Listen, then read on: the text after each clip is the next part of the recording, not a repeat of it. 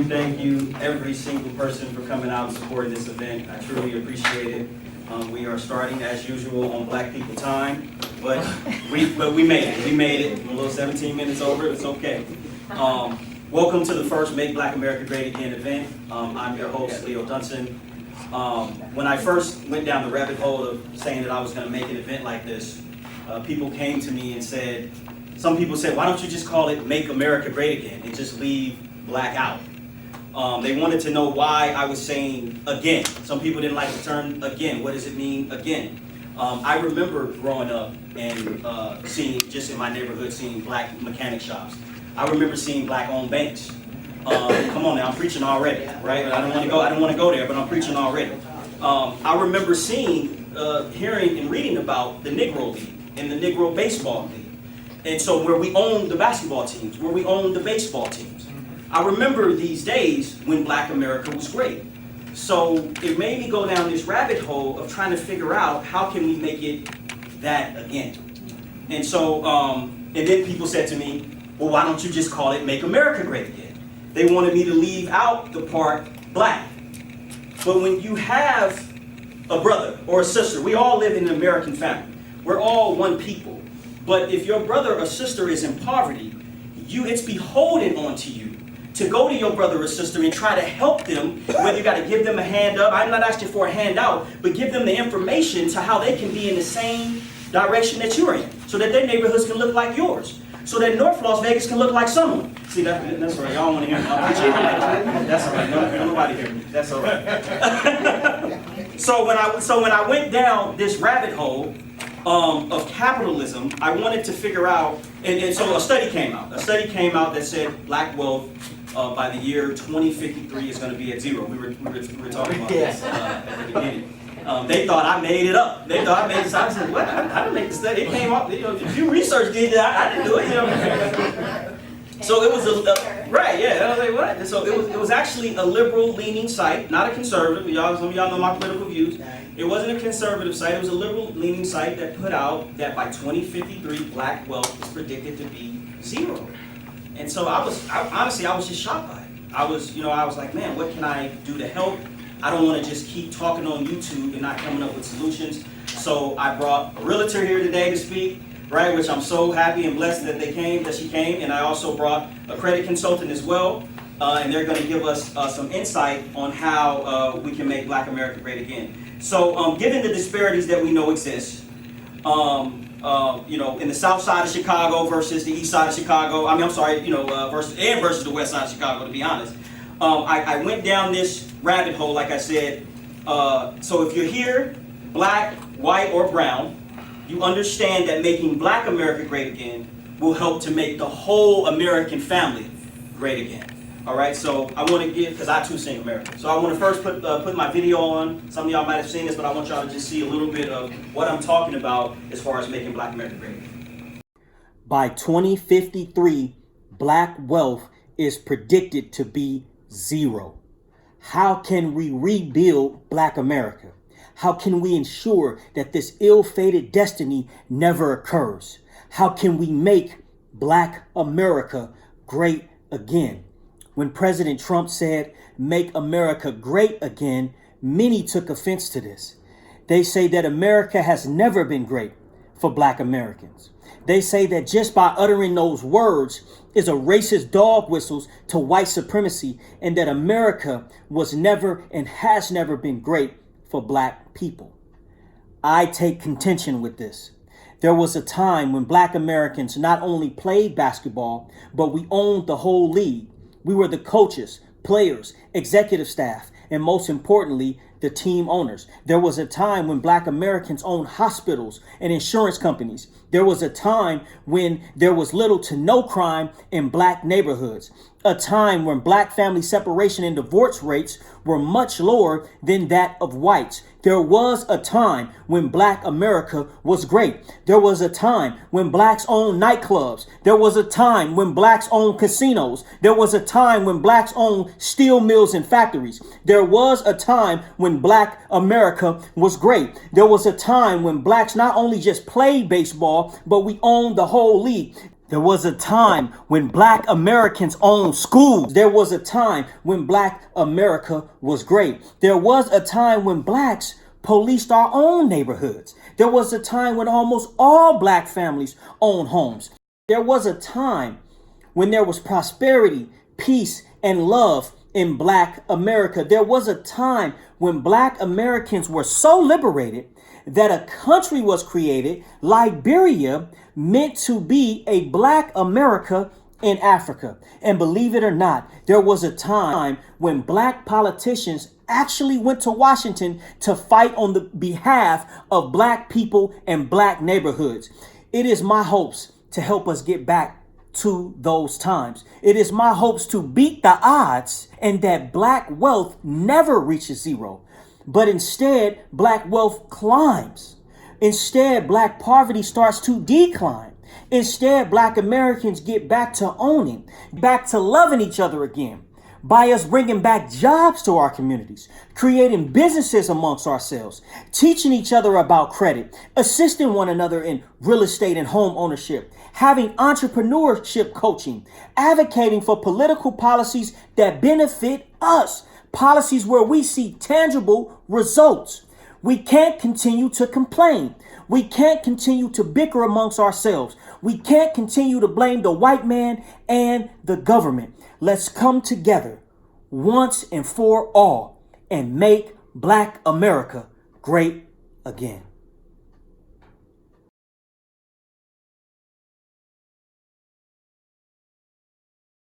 I thought it was important to show that just so you can see some of the pictures and some of the detail to see that I'm not just out here just talking about we own hospitals and we own life insurance companies, right? Like when black people own life insurance companies, there's, believe it or not, there's a generation of kids that didn't know that we own baseball leagues. I had a guy fighting me on Facebook. They say black people ain't never owned no baseball team. I'm like, what?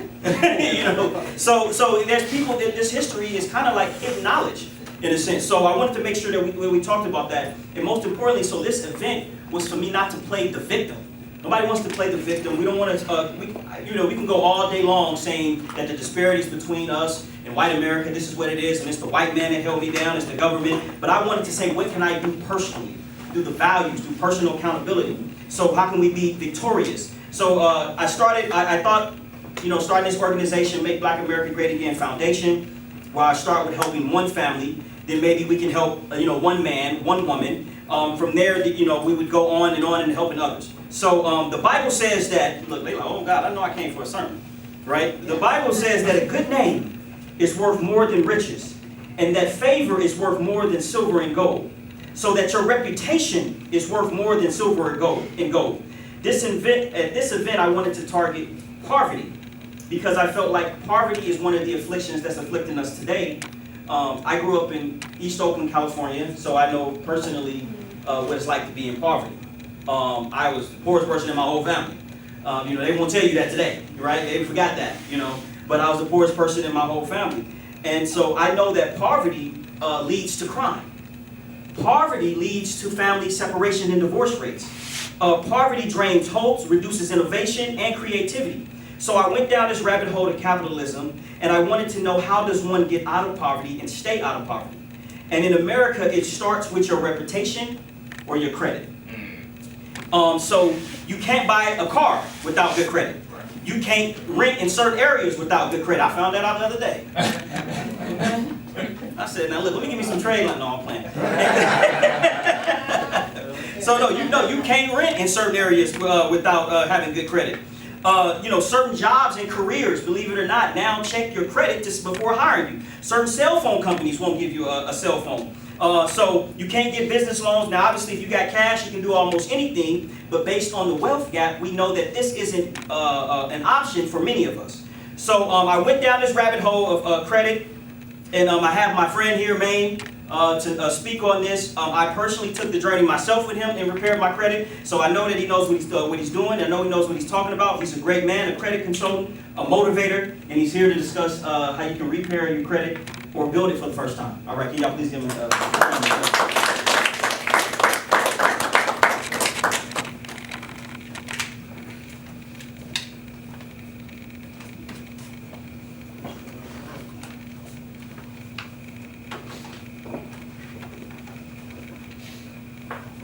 How you guys doing today? All right. All right, good. I want to give a warm welcome to Leo Dunson.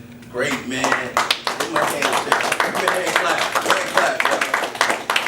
Doing phenomenal things within the Las Vegas community. He's also a veteran. That's what he didn't tell you guys. He served our country. Defended us. So he does a lot of great things. I'm real inspired by him. He's also a member of, my team as well. But what we do is we're here to create change. I want to talk about myself for a second, and who I am, just to give you guys an introduction on who I am. My name is Jermaine Simon. I'm from the New York area, okay? I came to the West Coast about 15 years ago, and I became obsessed with just entrepreneurship. So I own multiple businesses, and I'm here to tell you that it can happen. Whatever you want to do, you can achieve it if you believe and you research and you get the proper information. So let's go ahead into it. So growing up in the inner city, I learned the importance of financial literacy through working as a page at the library. Now, while I was working as a page at the library, I began to grow a passion for books. Being that I was working at the library, most kids that are in the inner city don't work at the library. So I grew a passion for books. At the age of 13, I found a book. It was called Rich Dad, Poor Dad. How many people read that book? Yeah, great book, right? It's a good book, guys? Yeah. So that book, when I read it at 13 years old, that book completely shaped my life and changed my life, my thoughts on money and also wealth. So, forever. Now, before I go any further, let me take you guys on a trip down memory lane, right? We all know the hardships that we faced as blacks in America. But by show of hands, how many people are familiar with slavery? Okay, we all familiar with that. We don't got to get too much into it. But for over 300 years, millions of blacks were brought to the New World as a source of free labor, right? Over 1.8 people died during the Middle Passage. They say that hurricanes are the cause of angry spirits of blacks that died during this passage. Did you guys know that? Yeah. Okay, cool. So you can go to the next. Upon arriving to the New World, blacks were sold to various plantations. Families were separated, and the strongest males, called Mandingo warriors, were bred across plantations to create a stronger workforce. This caused women to be left to raise their children as a single parent and conditioned black men to be absentee fathers. So y'all know Kunta Kinte probably had about 100 kids or something like that, right? It's the condition that we're in. So this leads us to education, right? Now, now we all know that families are in survival mode. Everyone has to work in order to contribute to the household. Now, when everyone is working to contribute to the household, we were taught what? Go to school, get good grades, and get a good what, guys? Job, right? So this is how we're programmed as Americans, right? This causes us to have low rates of high school graduation. We also have low rates in college attendance. We know that as college graduates, we'll be able to have a higher earning rate and higher earning potential.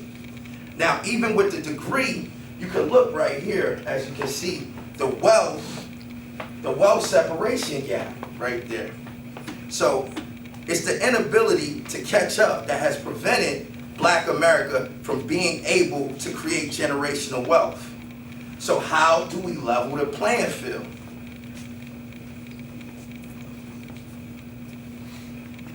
Credit. Credit is the one thing that allows people to have an even playing field. When you look at credit, that's the one thing that everyone has the same credit score no matter what initially, right? We all start off at 300. Credit scores range from 300 to 850. How many people in here know their credit score? How many people is a 750 or above? I'm all 750s? You got you're 750? Yeah. No one's 750? Yeah. Okay. So, that's a whole bunch of Very honest moment, right? That's an honest moment, right? 725. No, but if you look at it, take for instance this, right? Credit scores range between 300 to 850, right? most people don't even know how their score is calculated, right? Do you guys know how your score is calculated? Well, let me tell you how your score is calculated. 35% of your credit score is payment history, right? So you want to make sure that you're paying your bills on time.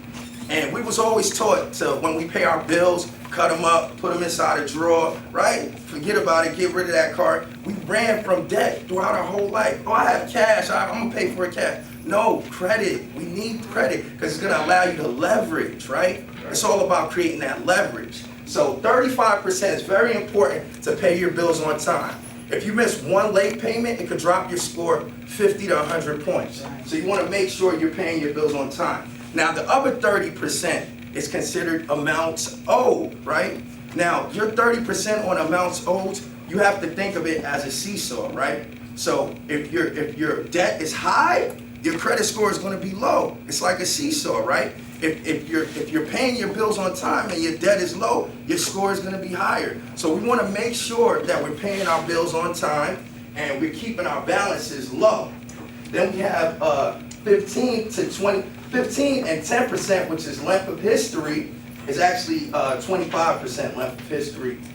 Is actually 15% is length of credit history. You want to make sure that you're paying your bills and you're keeping that length of history. So if you have old cards, you don't want to cut them up. If you're paying on a car and you know that you could pay it off the balance, you want to still pay that balance down. You know, even if you pay 15 days before the due date, it's really great in ensuring that it boosts your score. You also want to call your creditors and find out which bureau are they reporting to, and also what day do they report. Because once you find out which day they report, you'll know hence when your score is going to go up. Okay? Can I get a hand clap for that? Yeah. You know, hopefully it's slow. Weird. Don't worry about it. Okay? Then the other 10% is about new credit. So, how many people here have been to a dealership? You ever been to a dealership? Anybody purchase a new car? Do you know once you fill out your credit application, that dealership is shopping you to different dealers. So you're getting multiple inquiries with you just signing one time. That could lower your score 30 to 40 points. So you want to not apply for new credit. I know how many people use Credit Karma in here to monitor their score? Credit Karma? Okay. Nobody else uses Credit Karma? I know somebody. Okay, so we use Credit Karma. Credit Karma is not actually an accurate source, right? Credit Karma gives you a round figure. It doesn't give you an accurate score. And they're meant to promote other creditors and giving you more credit. So when they say, hey, you're approved for this, just say no, okay, guys? Just say no. Okay, so now how do we create the leverage? We want to create strong budgets. We want to have good budgeting skills. We want to make sure that we're saving correctly and using our money to invest versus just spending it on depreciating assets, such as clothes, new shoes. Instead of getting new shoes for your kid, why don't you get them some living benefits, right? Get some living benefits on your child. Now they're insured. That actually helps you because after 10 years, that could pay for their college. So you want to make sure you're making a proper investment. You want to protect your assets by having a will and a trust. Make sure your assets are protected. If you have family members that have homes, you want to make sure that they have an accurate way on how they're going to transfer the deed in the event of their ascension. Okay? All right? And you want to secure your family's financial future. That's my time. I'm Jermaine Simon. You guys have a blessed day. Jermaine Simon.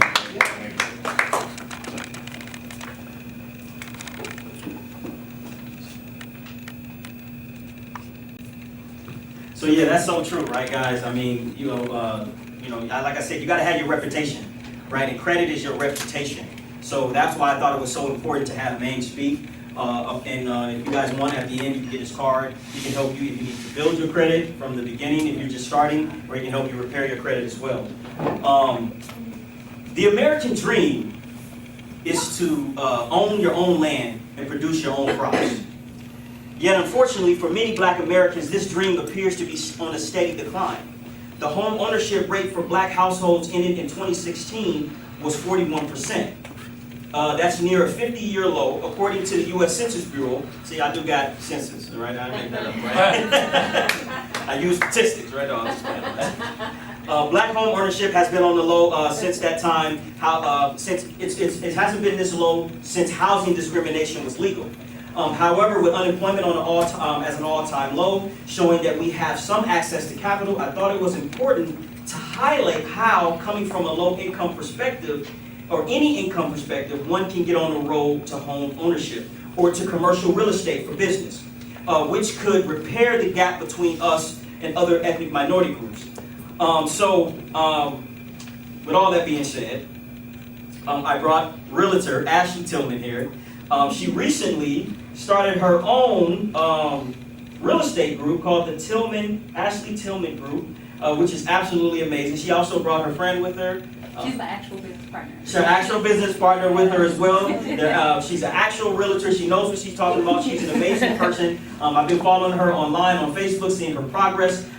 This is one of the biggest things that I believe we need to repair going forward is us accumulating assets, and that would help repair and to avert that horrible future that we saw of 2053 of us possibly having zero wealth. So if y'all can please give Ashley Tillman a hand.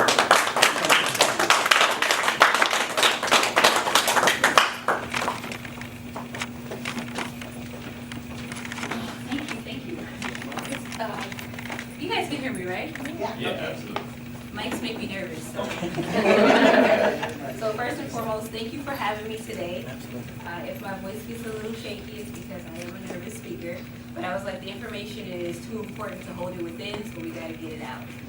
So I'm Ashley Q. Tillman. I'm born and raised native of Las Vegas, Nevada. Lived here my whole life. Is anybody else here native or is familiar with the city? So I was actually raised in historic West Las Vegas, which is a historic area, which has gotten a lot of attention lately because there are a lot of opportunity zones. So a little history back in regards to Las Vegas, when it first became very interesting to live here, African American people weren't afforded a lot of the luxuries of living in all the areas of Las Vegas. So we were kind of, as my dad would say, pigeonholed to West Las Vegas. So kind of what Leo was speaking to, we had our own wealth.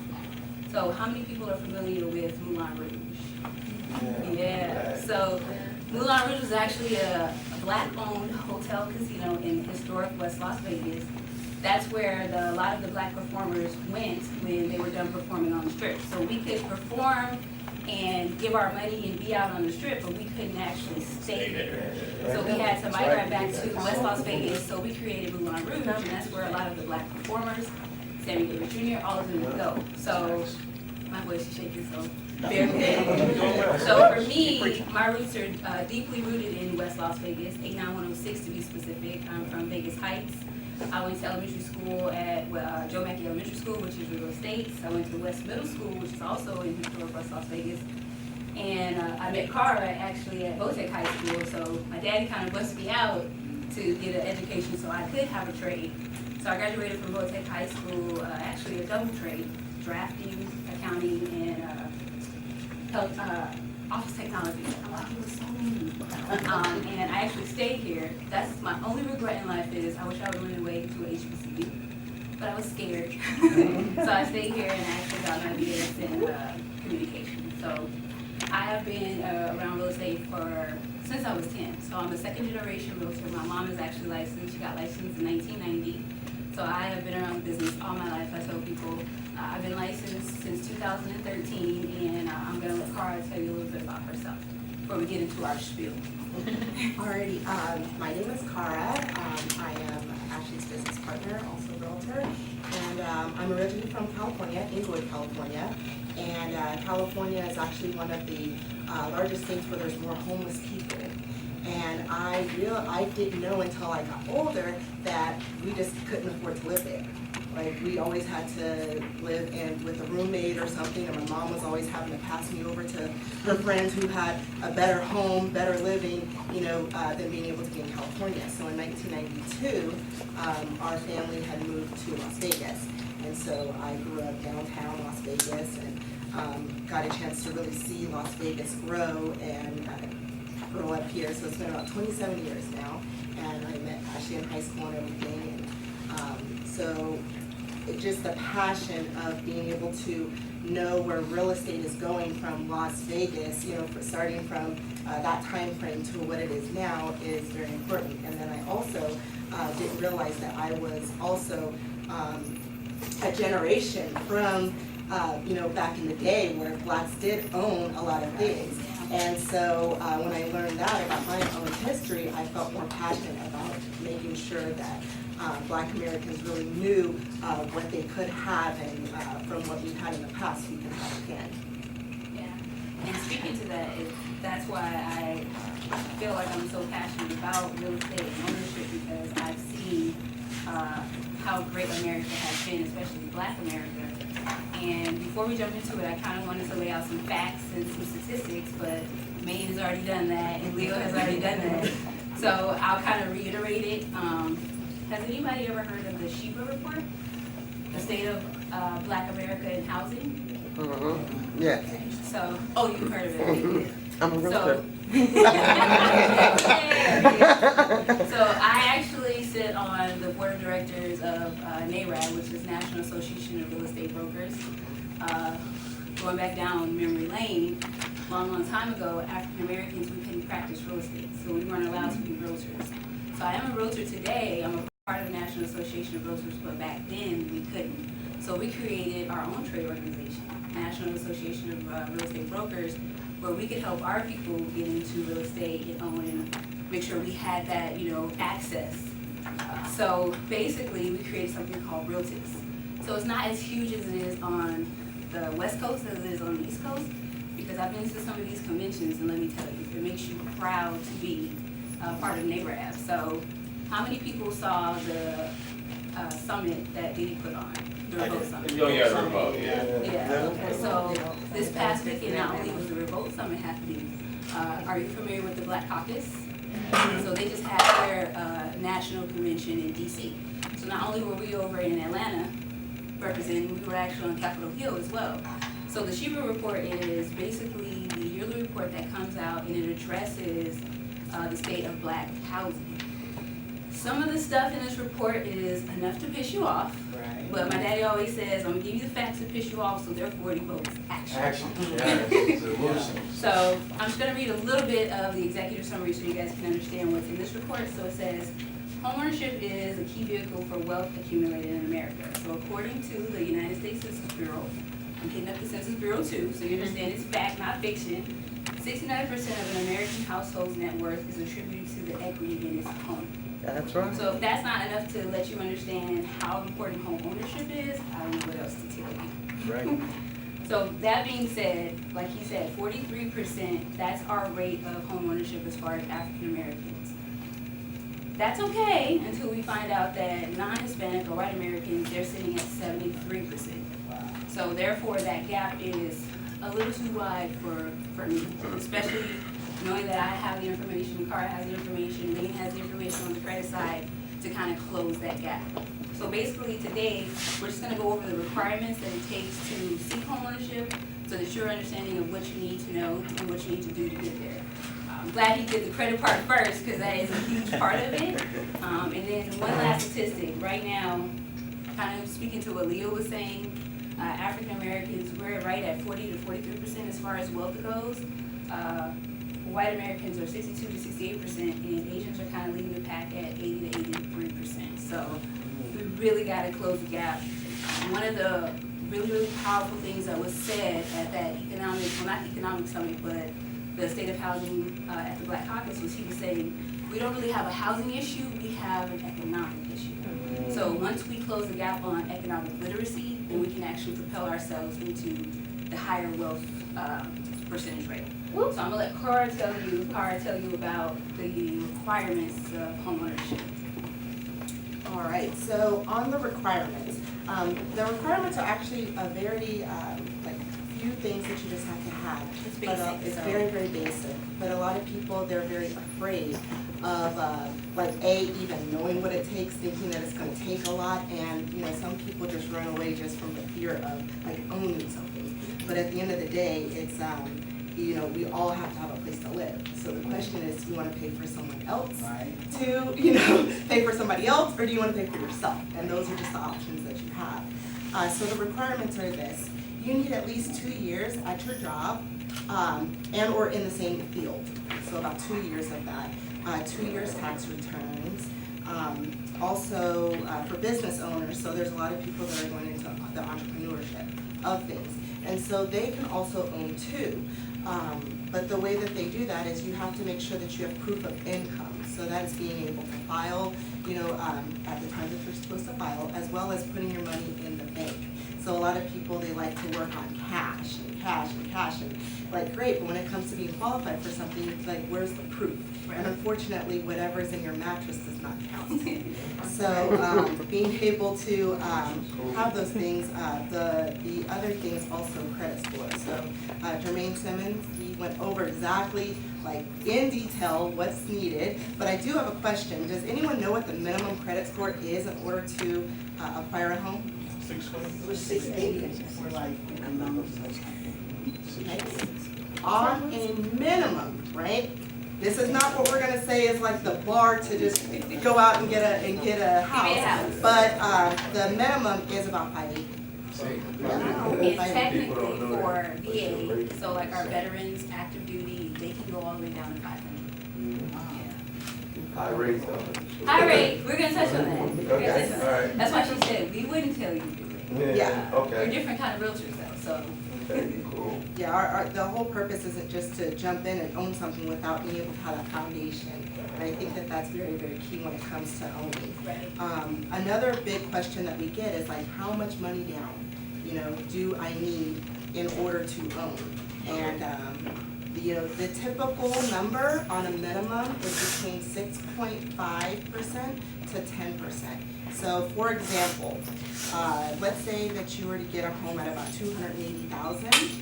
6.5% is $18,200, right? At a 10%, you're at $28,000. Now, of course, the more money that you put down, the less your mortgage payment will be. And again, the more money you put down, you'll have equity in your home, hence your net worth will be more, and it all, is all great things there. However, there are, and I'm gonna roll it into the next thing, is that there are down payment assistant programs as well, that you can get help with. So I'm gonna roll it back over to Ashley to go over that. So, as a realtor, the biggest question I get asked outside of what you need to qualify for a house is basically down payment and first-time buyers programs. So, first-time buyers programs and down payment programs are in a way synonymous. Not necessarily the same, but they're kind of tied together. So, one of the biggest programs here in Las Vegas, Nevada is Home is Possible. Has anybody heard of Home is Possible? Yeah. Home is Possible. U.S. Bank funds that. Yes, yes. So Home is Possible is basically a grant program. The requirements to get this free money, because it's free money. So they give you free money towards the purchase of a house. And a lot of people think that you have to be a first-time buyer to get into this program, and you don't. I also want to drop a gem, because a lot of people think first-time buyer is someone who has never owned a home, but that's not true. A first-time buyer who is someone who has not owned property within 3 years. So if you've owned a home and you've sold that home, or you've got rid of that home, and for 3 years you haven't owned property, technically, ding, ding, ding, you're a first-time buyer. And so you are 100% capable of getting the first-time buyer perks of going into homeownership. So some of the key things to know about Home is Possible. And I'm going to touch on that one because that's one of the more popular ones. There are other ones. Before I get into the requirements, I will tell you, if you're a teacher, there is Home is Possible for teachers. You get extra money for that. If you are a service person, so services, teachers, Air Force, first responders, policemen, all that, even culinary. There's programs for culinary pension, yep, all of that, that's possible. So the requirements for Home is Possible, you cannot earn over $98,000 a year. So I guess they feel like if you're earning that much, you've got some money somewhere for a house. 5% of the loan amount is what they will give you. So I've seen people get up to $18,000 towards the purchase of their home. It is forgivable after 3 years, so the way they do it is a silent second, meaning you will have 2 mortgages. You'll never see it because the payment is rolled up into one, but you do have to occupy that residence for 3 years. But I say 3 years having to live in a place that you get to choose and you get to have is an even trade-off for free money. There is no first-time buyer requirement for that program. So if you own a home now, you sold that home, and it hasn't been 3 years, you can still go in and reap the benefits of this program. You can use that for your closing costs or your down payment. So this isn't a home buyer session, so we don't get into all of the details. But when you're buying a house, there's two separate costs. There's a down payment, and then there's a cost associated with securing the loan. This program allows you to roll that money into either or of those expenses. You can go up to $484,000 on a house, so that's the limit for the house. You can't go over that, but you can pay the difference. So you can use the program. Say you want a $500,000 house, you just have to pay the difference of $500 from $484. And the minimum FICO score on that one is 640. So that's probably where you guys see that 640 minimum. A lot of realtors, such as myself, I will say that I want you to be at that 640 simply because, not that I don't want you to get into a house, I just know that there's more benefit to you as a buyer if you're at that 640 credit score. There is a fee associated with it, it's $675, but again, that's a small fee compared to $18,000 that they're going to give you to acquire a house. So that's just a little information, and of course we have PDFs and all this information that we can give to you. We'll both be here to the end of the program, so if you want that information or our cards, we'll get that to you. But overall, I want to end with saying home ownership is not scary. It's a very simple process if you're working with the right team. It's a plug. And our biggest thing is we want to make it popular again. We want to make ownership and assets and actually generational wealth and leaving something, a legacy, and just ownership period. I mean, at the end of the day, like you said, you're paying rent, that's somebody's mortgage. So I'd rather help you get into a house and that's your mortgage, and at the end of the day, you rent that house out and now you are getting someone paying your mortgage and you own to your next house. So again, if you need information from us, we are here. We're passionate about our industry and our business, and we're not just going to stick you in the house and forget about you. We're going to make sure you understand ownership overall. So that's my time. Thank you so much, guys. Thank you so much, and Carl. Thank you guys so much. She said, "Let's make home ownership great again." I was going to say something. Okay. So thank you guys so much for coming out. I just got a few words. You know, making Black America, strong makes America strong. Making Black America great makes America great. I told you already how poverty leads to crime, how poverty leads to family separation and divorce rates, how poverty has a direct correlation between poverty and homelessness. The Bible says that for as a man thinketh in his heart, so is he. Somebody know their word. Look, okay now. Poverty is a mindset, said Robert Kiyosaki, author of Rich Dad, Poor Dad. The book details that just by getting the different advice, just by having a different mindset, how you can overt being in poverty. Poverty, which we've outlined today as a major barrier to making Black America great again, is just a mindset. It's when you say, I can't do something. It's when you say, I need somebody to help me or it's not going to happen. We need the white man or the government to help me or it's not going to happen. I actually looked up the poverty mindset and it said it's a belief system that life is full of scarcity. It is the mindset that things are hard to get, that money is hard to earn, and that there isn't enough for us all. This is why I chose poverty. Because poverty is something that we have the ability to change ourselves. It's something that just by our decision making, we can work ourselves out of. And with the right information implanted in our minds, we can change our lives and go into another direction. This isn't a sermon or this isn't an event about how to get rich quick. This is an event about values, about personal accountability. What can I do different? About not blaming him, it's his fault, it's her fault. It's about what we can do different. It's about fiscal responsibility. It's estimated that Black America spends anywhere between $1 and $4 trillion a year. Germany's GDP is 3.6 trillion. The United Kingdom's GDP is 4 trillion. And France, very similar. So that basically says that, and they have a whole country. And all we got is a pair of Jordans and my nice car outside. Okay? And that's it. That's it. We should have assets just like they do. They got a whole country with that same amount. So I'm trying to figure out, so that should tell us that it's our decision making. That should tell us that we don't need reparations, but we need reconciliation. We need to start operating our lives as a nation within a nation. See, I'm preaching already, but but y'all don't hear me, right? God told Rebekah that there is two nations within your womb. God, I'm preaching. Even though Jacob and Esau was brothers, they were twin brothers. But God said to them that there were two nations in your womb. So we are a nation inside of a nation. So separate but equal. See, that's all right. I'm going to have to quit already. I can't find nobody in here tonight. So we have to start looking at ourselves that way. Dealing with each other as if we have the same laws that's governing us. President Trump said that he wants brands, clothing, and cars all made in America. He says that he wants to put America first. But I too sing America. God, I'm finna preach to somebody today. And I want him to first try to bring some of them to us first. Right? I want them to come to our neighborhoods first. I want some of them Carplex Bay and Black America in North Las Vegas. Right? I'm preaching right now. That's okay.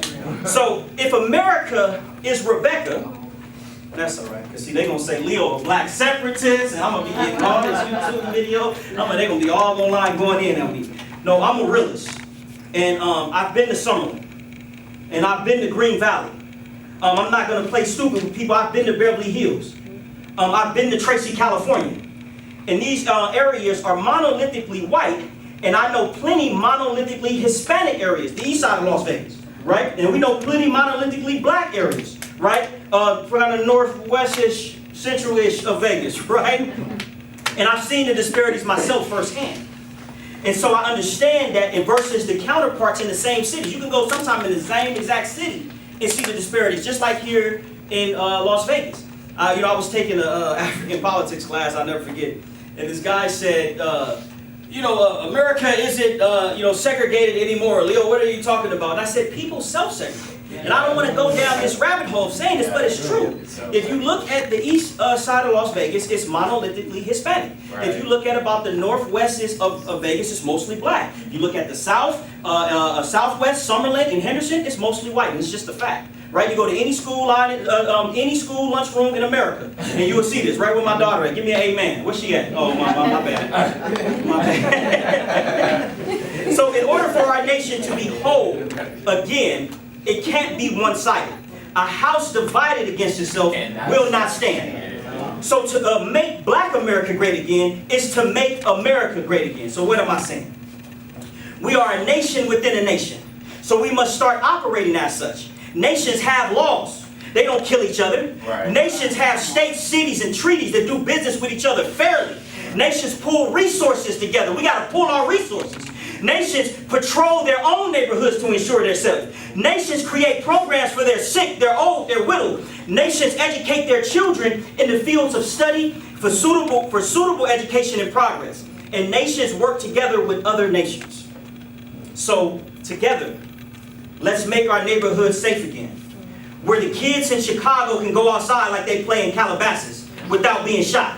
Where the kids in Compton can play like they play in Glendale. I was just there. Okay, so I know, all right? It's safe in Glendale. Like I thought I was talking about I was in Compton. No, I was in Glendale. It's safe in Glendale, okay?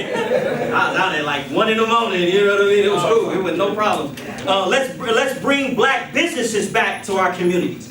We have to create jobs and opportunities for our youth in our neighborhood. Let's bring back high quality education, build private schools and charter schools that will teach our children our history, teach our children about our inventors, teach our children how to do their own taxes instead of just algebra. Basic criminal justice law so that they can know how to interact and deal with the police officers when they pull them over, so they can understand authority. I'm preaching right now, but y'all acting like y'all don't hear me, right? So let's freely share information with each other. Right, so we have skilled tradesmen and craftsmen and builders teach each other about politics. Let's police our own neighborhoods again. Institute neighborhood watch. If you see something, say something. Let's clean up our own streets, plant trees, sweep the areas, paint the houses again. I've seen some of your friends doing that. You can't, right? I've seen some of her friends do. So they're already doing it. They're on their way to making Black America great again. Let's make the necessary changes ourselves. Let's make peace with our brothers and sisters. Deal with each other with dignity and respect. Let's make investments in our own infrastructure and beautification. Let's make better choices. Let's love each other. And let's make Black America great again. Thank you guys for coming. I appreciate it.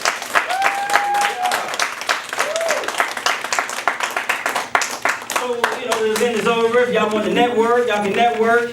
I'm sure there's some people here with some questions that want to. Can we have all of the guest speakers up at the front? Oh yeah, Question please. and answer? Yeah, please. Yeah, please. That's it. You're right. She's so right. Q&A. She is so relevant. Any questions you have for me, I'm ready for it. So I'm a political. Look, she get on the other side. That's why she said. I made the flyer. She said, I am not being on the flyer. Okay? Because I don't know what's finna happen at this event. But no, but my goal was in going even forward with this is to make Black America great again. I'm okay with liberals, Democrats. I'm perfectly fine with that. I want solutions. If your solutions are better than mine, then let's hear them. Now I think mine are better.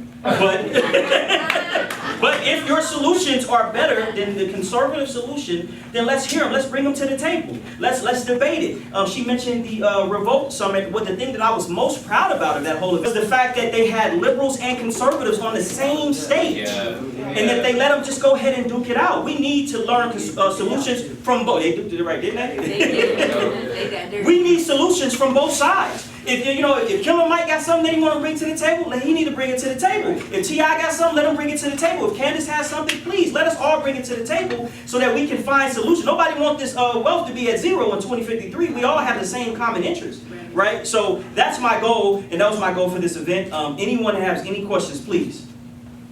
Don't be shy. I'm good.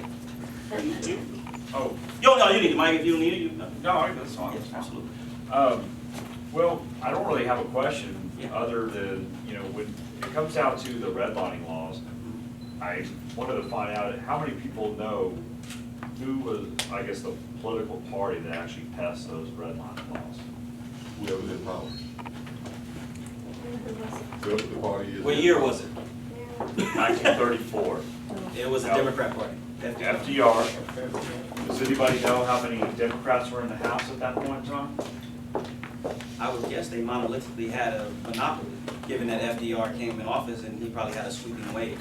He had a sweeping wave because remember 1929, the stock market crash happened. Hoover obviously was kicked out because being blamed for it. Republicans were pretty much kicked out because of the stock market crash. And crashes come and go, it has nothing to do with who's in office. But anyway, in that 1934 period, there were 313 House members that were Democrat that passed those redlining laws. 62 senators were Democrat. That's a sweeping wave of that's a blowout. That's basically almost like what Nevada is right now. It's like, where you got about 85% Democrats in this county. So anyway, there's a good video that y'all can watch if y'all want it. It's only a 6-minute video. We'd like to see it later. It's Adam Ruins Everything. It's called Adam Ruins Everything, the Suburbs. And he basically goes into the whole rendition, because when I watched it, I said, wait, mid-1930s, when they passed these redlining laws, I was like, wait a minute, that was all Democrat at that point in time. Did you say Adam? Adam Ruins Everything. Has anybody ever seen that show? I have not. Yeah, Adam I Ruins have. Everything. Oh, you seen the show? I've seen Adam Ruins It's on- Everything because The he goes Democratic over Party was not. And he's pretty good, isn't he? Yeah, he's very exact. Very good. Yeah. Basically, you can go to Adam Ruins Everything Suburbs. Actually, we can pull it up on YouTube. And you basically watch this thing and and he goes over the whole rendition about what it did to African Americans in terms of it stole wealth. It basically prevented African Americans from even gaining wealth because the redlining laws prevented anybody from ever buying a house in Black neighborhoods. It's true. Suburbs were created because of that, obviously to keep African Americans out of certain areas. So when people think of suburban America, we get excited because we want to live there, not knowing that that was pretty much put into place to keep us out of those areas. Same thing with HOAs. HOAs are historically rooted in segregation and redlining as well, because quite naturally, if we can't afford it because of the wealth gap, then we can't afford to live in those neighborhoods. So that's another way that they keep it. I call it systematic segregation now, because when you go deep into it, like you said, down the rabbit hole, again, you get pissed off again because it's like, okay, I didn't know this. Just recently this fall, I had to complete a paper where I had to dig deep into suburban America, and it's crazy even to this day the extent that they go to keep certain individuals out. So it's insane. Which is why we want to make Black America great again. And we can go, and to elaborate on his point, with the redlining laws. I mean, I don't know if it's a secret to anybody here, but it's no secret to me that the Democrats also voted for every lynching law.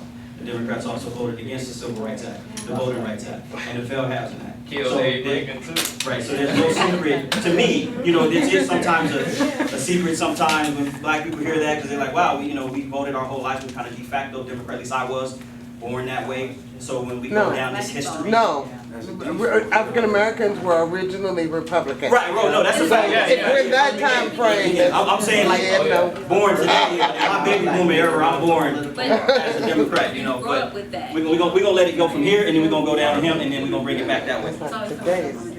I have a question for the realtors. I know that they try to hide certain areas that they don't want people to move into. Like, I heard some friends try to move into like the ridges, and they were kind of like told that Vera could be a better fit for them or somewhere else. Is that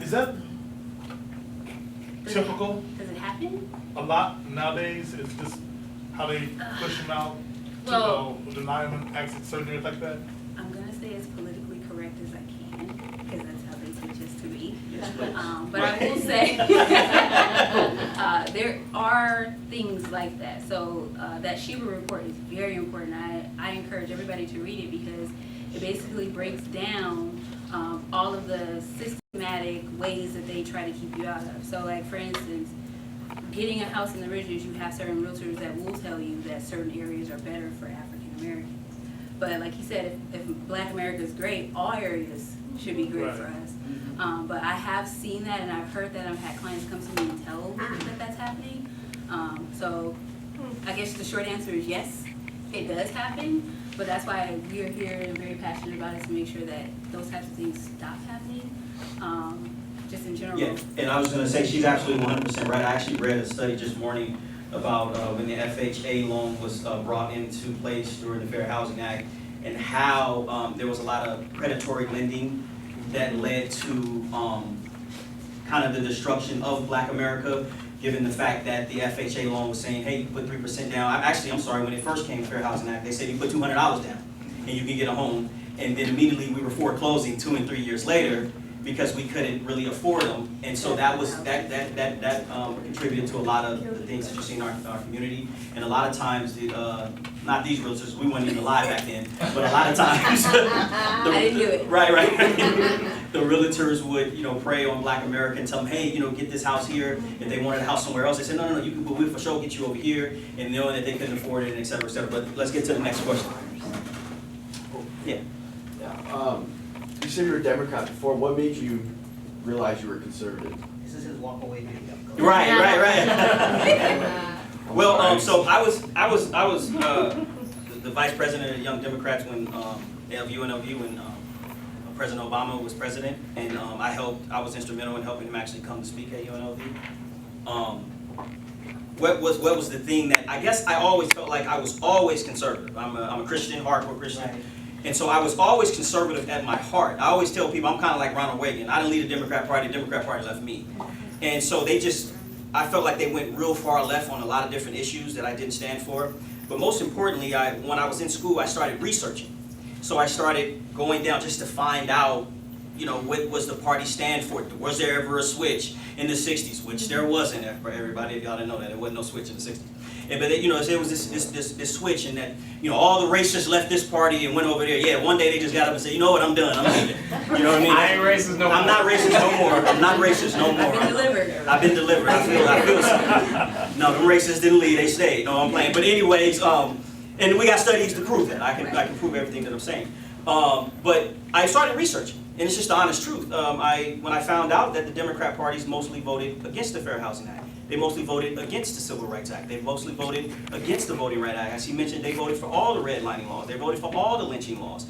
When I looked at my community and I said, wait, the Democrats control my community right now. The Democrats are in charge of North Las Vegas right now. I'm preaching. Right now. Okay? And they've been that way. The Democrats are in charge of East Oakland, where I was born and raised. Come on now. Our whole lives, right? And I'm talking about to this day. It ain't like it was like, oh, it stopped and one day. No. So what do we, this ain't got nothing to do with Trump or George Bush or nobody. You in charge right now and been in charge my whole life. So why don't you change my situation? So when I realized that their policies wasn't working for me, their policies wasn't working for our community, it just point blank period is what it is. If it works, it works. If it don't, it don't. You know, and their policies are not working for it. They in charge of Chicago right now. In charge of Baltimore right now. I'm preaching right now. Come on now. And been that way for 50 years. It ain't like I'm just saying like, oh, it happened yesterday. So I'm talking about it been that way. Been that way. So it'd be one thing if we can give them a pass by saying, oh, well, this happened or that happened. But we can't give them a pass knowing that they were in charge. So once I realized that the values that they stood for just wasn't beneficial to my community, that's when I started to be a conservative. God bless you. Yeah. Pass it down here. You got a question right there? Yeah, Lamont. I don't need it. Okay. My name is Lamont Higgins. We're beginning to, at least I think, look at things that will take our focus off of what's important. We started to talk about conservative, Democrat, this, that, whatever. How many of you in here think for 1 second that the hell you caught was because you were or were not a conservative, or a Democrat, or Republican? Because guess what? One look at you, I don't know whether you're a conservative, a Democrat, or a Republican. That's not why you're in the condition that you're in. Okay? Choices, systemic discrimination, systemic racism. Stay focused. Because if we don't, we're going to start getting the things that are differences between us instead of where we're trying to go. Just an old man's opinion. And me and him argue on YouTube all the time, all right? So, because I would obviously push back to that, and I would say that, you know, you go to Oakland, the Democrats are the judges, they're the attorney general. So we say that there's, systematic racism, but they're in charge of the institutions. And it's just the honest truth. I mean, it's like I said, I'm not going to give them a pass, you know, just because I want to be peaceful, right? You know, but I agree with you that we do have to come to an agreement, right? I can't be mad at them forever. I can't say I'm against everything, and if Stephen Horford running here right now, I can't tell him I'm not gonna if he has a policy that I think should benefit us, right? But what I am saying is that it's been years of history. I understand. Let me give you another quick example. Everybody, we just heard of everybody talk about Baltimore. Right. Anybody know about the conditions of Baltimore at all? I grew up in Washington, D.C. You guys ever heard of Elijah Cummings? We do. You guys do know that he is that Baltimore City is part of his congressional district? We well aware of that. Yeah. Hang on. Very evident. Has anybody ever heard of Columbia, Maryland? Yeah. I used to live in Columbia, Maryland. Look it up. Columbia, Maryland is probably one of the highest, the median income in Columbia, Maryland is, well, 7-8 years ago, I think it was $90,000 a year. You know who else is, who's the congressional district in Columbia, Maryland? Elijah Cummings. Okay, so it's not either or, okay? And if you think for 1 second that Columbia is doing great because of Elijah Cummings, or that Baltimore is doing bad because of Elijah Cummings, you're being too simplistic. That's my point. It's not all or the other. I'm not going to go, back and forth on this, but I get a little bit more context. Elijah Cummings does run Baltimore. We also know the guy in Atlanta is doing pretty well. I can't think of his name, the congressman, somebody help me, but it's a black congressman as well. But we have more districts not like Atlanta and Columbia, and they're all monolithically controlled by the Democrat Party. Where you talk about in Alabama, the city that's there, where you talk about in Jackson, Mississippi, whether I go on and on and on about Chicago, Brooklyn. Oh, come on now, my girlfriend here somewhere. Okay, oh, there she is. I talk about Brooklyn. Okay, and so I visited these areas, and it's not like I went there from a biased standpoint. I went there with the ability to try to say what is going on, what's wrong. And I looked at the history. I just looked at the history. That was just how I came to my revelation. But and many others could have other different types of opinions. But let me let him speak, and One last thing. Okay, go ahead. It's good to look at what's wrong, but did you look at what's right with Columbia? I didn't look at what's right with Columbia, but I know it ain't like that in Oakland. That's the point. I know it ain't like that in Oakland. I know it ain't like that in Chicago. Okay. I know it ain't like that in Detroit, in Flint, Michigan. Same person. Same people. Same person, congressional district. Yeah, I'm sorry, look, question, I'm sorry, go ahead. All right, so Y'all know I go all day talking about it. yeah. So first of all, I want to thank all of you for coming here and just providing such great information, just incredible tools. I think that can we get on yeah, just everybody having something to bring to the table, because I think a big problem that we have is just not having information and not having that available to me. Just quick story, I remember when I was in college and I had gotten a job and I was talking to my supervisor and she was like we were talking about credit. Right. And I literally always have enough money to go to school, like pay for gas, and I can get to school every day, paying for gas without a problem. And then one day she was like, you ever thought about just using a credit card strictly for gas? And here I am, 17 years old at the time with a job, and I could have been building my credit throughout my whole time in college. I could have had 3 years of credit history, literally just paying for gas. Now, the discipline comes in, of course, because they'll keep raising your limits. And that $700 limit turns into $2,000, and that $2,000 turns into $5,000 and $6,000. But it's not hard to pay for gas money with a credit card, and how something as simple as that can take your score and bump it from a 650 to a 750, because all you're doing is paying for gas money and you're being disciplined about that. So Jermaine, could you just once again drill home that idea of credit and how we don't have to be scared of it? Because I was scared of it growing up. I was taught, I was taught, you don't have it, you have to pay everything in cash because you don't want to owe anybody anything. But yet owing debt, if it's managed properly, can be a great leverage tool for the things that we want to do. So could you just reiterate how important credit is for us? No, honestly, that's great. I'm glad you got to experience that, and those are very, very, very wise words. Even though you learned it at 17, that's still a very good age. However, what most people don't know is that even with credit cards, you can have your child that's even 13, 14 years old added onto your account as an authorized user. Now, when you have your child, American Express does it at 14, I know, and once my child's 14, I'll actually get her on my American Express card. But some companies, they allow you to do it at 13. So now you add your child to your card. Make sure that card, you keep it at a very low balance. Right. You want that card to just be used for getting coffee. Just coffee, keep it, and then that'll allow your child to have 4 years of reporting history by the time that they graduate from high school, right? So now once they graduate, even if I'm a business owner, so I have some businesses that are also in my child's name.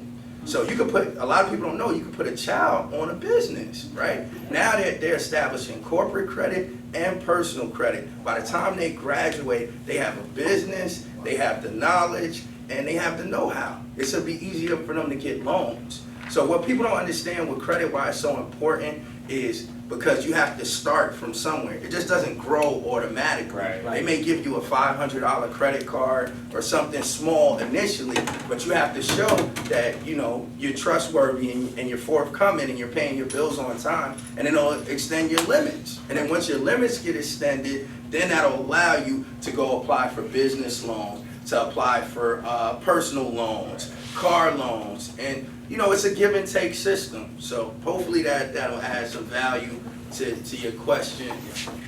Any more questions? Oh, question in the back. Oh, question. It's related to credit. If not credit karma, what should you introduce to each other?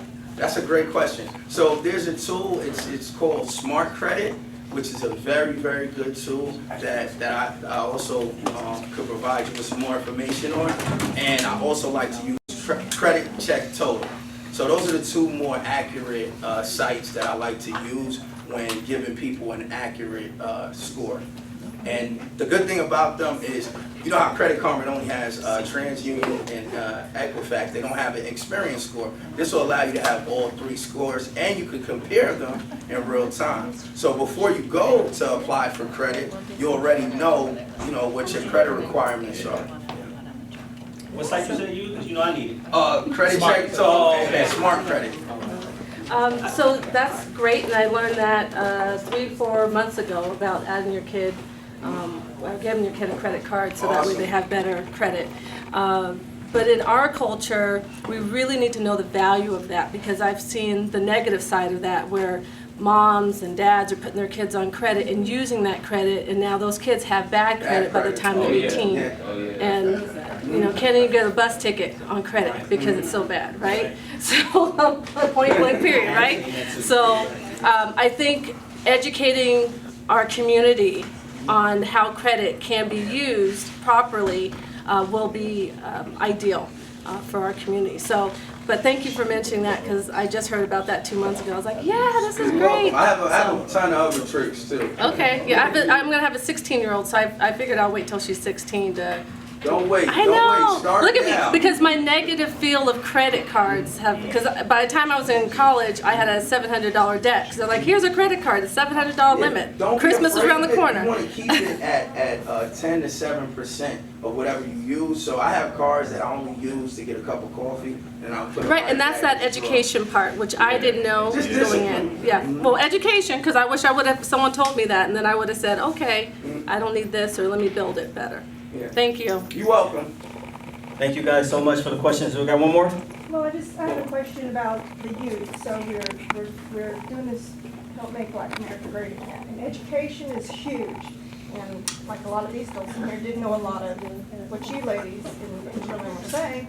What can we do and maybe organize, as all of us sitting in this room, or be part of, leading, be it the kids coming out of high school knowing how to use the credit wisely, things like that, or coming out of college, starting to move into a different financial status and being more, having exposure to more money. The education part of it is huge. What can we do, like UNLV wise, because these kids coming out are going to go from, not even working to now they're making all this money, and are they using it wisely? Are they making good investment choices?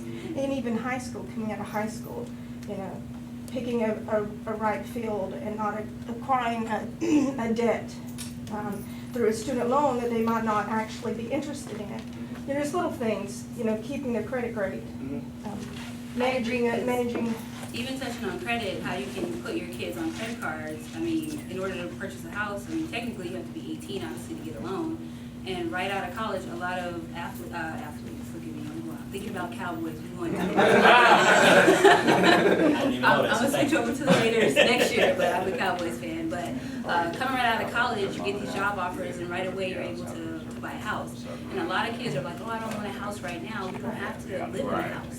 You can get an investment property with the help of mom and dad, because there's something called gift of equity. So if a parent has equity in their house, they can transfer that to their child. They get a house. Now it's being rented out. So by the time you do get to the point where you want to own a house, you already have that. So you're establishing and you're setting up your assets, and you're able to be a part of the great Black America, and it's just sitting there. Yeah, so I'm saying there's just so many, like he said, tips and tricks that a lot of people don't know, which is why we're bringing this information to you. And I would say, like what Maine was saying, you can give your kids a spending limit. Yep. Give them a card and then give them a spending limit. And I know he always talks about also how you're supposed to only spend 10% of your credit. your credit utilization between 10 and 30%. So let's say you gave them one of your cards and say you got $100, but you tell them you got 30% spending limit. Once that's it. You got to start paying it back. Chores, push-ups, whatever, however you do it, you got right. You're gonna have to pay that $30 off. Too, right? Yeah. Parents can cut it off just like you do. Yeah, and then we also have a product that's through Smart Credit that allows you, it's a simulator that will show you what they're spending on the card, and it'll track what you're spending, and you can actually show what your score will be if you reduce the balances on that particular card. But what we're going to do is we're going to also be having free workshops. So if you want to have, the kids, we're doing free financial literacy workshops. If you guys want to sign up to it, it's at the reception desk, excuse me, with Leo's daughter. So. Thank you guys for coming. I truly appreciate it. It was an amazing event. We can have you more in the future. We can network, talk, cards exchange, talk. And while you guys are networking, talking, talking, love to also watch the video about Adam Means Everything. He's gonna have it up so you can watch it and you can see it as well, just for an eye opener for you tonight. It is my hopes to beat the odds and that black wealth never reaches zero, but instead black wealth climbs. Instead, black poverty starts to decline. Instead, black Americans get back to owning, back to loving each other again, by us bringing back jobs to our communities, creating businesses amongst ourselves, teaching each other about credit, assisting one another in real estate and home ownership, having entrepreneurship coaching, advocating for political policies that benefit us, policies where we see tangible results. We can't continue to complain. We can't continue to bicker amongst ourselves. We can't continue to blame the white man and the government. Let's come together once and for all and make Black America great again.